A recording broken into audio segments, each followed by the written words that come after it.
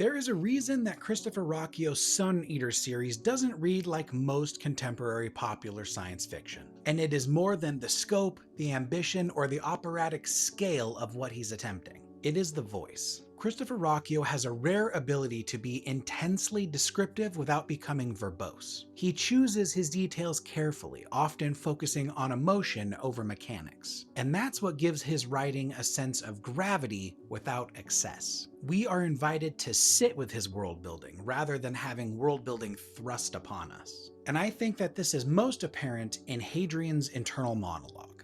Hadrian doesn't think like a modern sci-fi protagonist. His interior life is dramatic in a way that almost feels romantic, closer to classic literature than contemporary sci-fi. His reflections carry a sense of tragedy, inevitability, and self-mythologizing that feels deliberate. And it is, because Sun Eater is Hadrian telling his own legend, fully aware of how stories shape memory and guilt. What really elevates this, for Jeff, is how Christopher Ruocchio uses references to classic literature. And they're more than just clever winks to the reader, they serve as a structural proof of time. When Hadrian references George Orwell, 2 and 2 is always 4 no matter the circumstance, it's not just a philosophical aside. It reminds us that our modern world is already ancient in his timeline. Orwell is not contemporary to Hadrian. Orwell is mythic. History has collapsed into parable.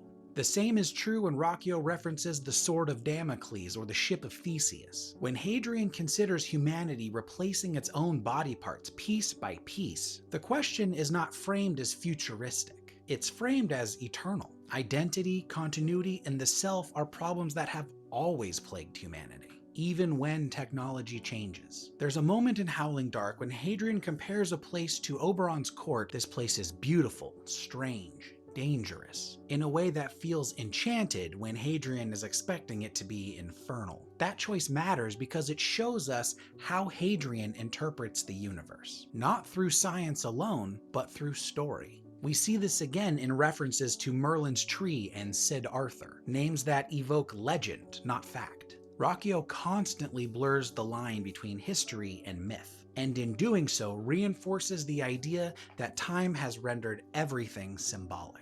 Even the more explicit nods, like the one to Isaac Asimov, laws such as the late great Isaac Asimov would have approved of, serve a dual purpose. They acknowledge sci-fi lineage, but they also quietly establish Hadrian's education. He is trained to think in things in terms of precedent, metaphor, and inherited wisdom. And when Ruocchio references Ulysses, time drawing events toward itself as the sirens drew brave Ulysses, he's doing far more than just quoting Homer. He's reframing fate as narrative gravity, the past calling the present forward. And all of this works because it feels sincere. It works because they feel like the fingerprints of an author who genuinely loves literature, and that Hadrian is a character who is shaped by it. Ruocchio isn't just writing science fiction, he's writing a future that still remembers stories. And I think that's what makes Sun Eater one of my all-time favorites, even just 2 books in. Sun Eater does not abandon the past to reimagine the future.